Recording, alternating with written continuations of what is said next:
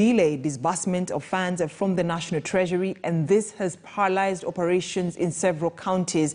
Hezron Kimari spoke to the CC Finance in the county of Taita, Taveta, Andrew Kubo. Let's listen in.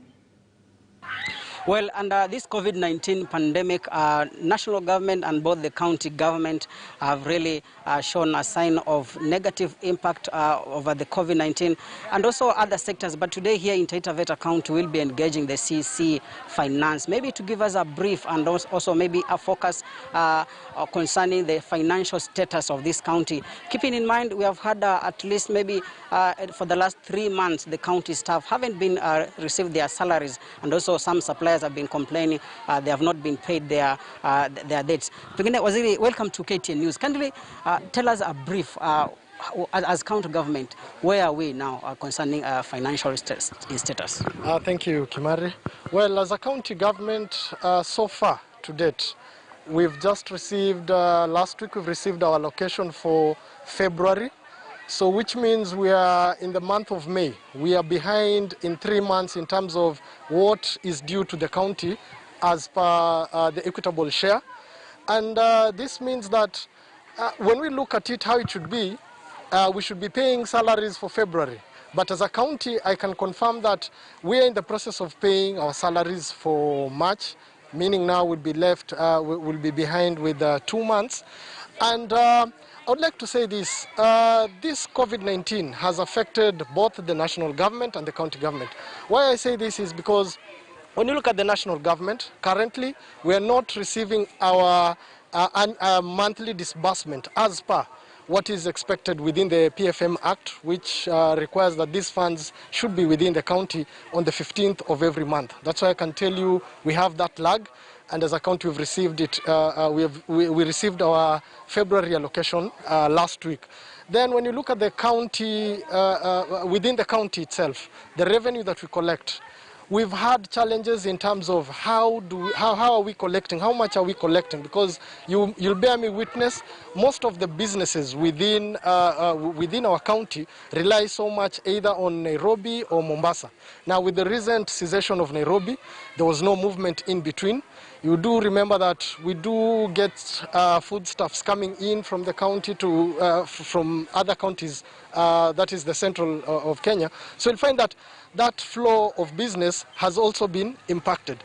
Then looking at the county situation, you'll find that we're still railing from the effects or the impact of COVID-19 from last year. You remember last year when we had total lockdown of the country, most businesses within the county collapsed. Now, this is the time when, as a county, we're trying to revive them and put in measures to ensure that they are revived. But even in that process, when they're coming back, you'll find that they cannot pay us, for example, single business permit. They owe us single business permit now. This is the second year, for last year and this year. But they are not in a position to pay. So you'll find that as a county, in as much as we would want to give them waivers for penalties for not paying, but still they're struggling to pay some of these charges and levies. And this now impacts on the county revenue collection. So at the end of the day, what we receive as the equitable share from the national government is not coming in time. And also what we collect as revenue, again, is not as per our projection. So you'll find that at the end of the day, running the county is becoming difficult day by day in terms of how we pay our salaries, how we pay our suppliers, and that is the current situation. I want to ask you a question that recently we heard of. There's allegations, and at some point, maybe the county government was requested to appear before the Senate concerning some kind of mismanagement of embezzlement of funds, COVID-19 funds. What do you have to say about that one? There was no mismanagement of the funds. I would like to say categorically, because the records are there. We are going to face, we have a Senate hearing whereby we are going to be heard and put our evidence in front of the Health Committee, the Senate Health Committee, and all questions, all issues that have been raised within the COVID fund audit will be addressed at that session, whereby we'll be able to respond to the questions that are there. But I would like to confirm to citizens of Taita Taveta County that to the best of our knowledge, no money was ever misappropriated during the COVID-19 funding or the COVID-19 management. So that one, it is quite clear there was no such thing. But like I've said, we're going for the Senate hearing. We'll lay our evidence there. And, you know, I would like to say that even the public are allowed to just have, to scrutinize or to listen into the Senate hearing and hear what is happening in terms of how was this expenditure done, why was it done this way, and let's separate, because I know there are a lot of things to be said, but at the end of the day, as a county government, we are also given an opportunity to bring our evidence. Maybe to take you back a little bit, kindly tell us what is the county wage bill? If you're talking about at the moment, what is the county wage bill? The total wage bill, yes, the entire financial year. We're looking at almost 2.1 billion for the entire financial year. Yes, so that is our total wage bill. That is the amount that we shall be paying salaries from June to July of the financial year 2020-2021. Well, because of time, I want to ask you the last question, then we finish. After all explaining to me all this, can we say that the county government of Taita is broke? The county government is not broke. We cannot say the county government is not broke, because I would say there are so many people who owe us land rates. That is money owed to this county and needs to be paid.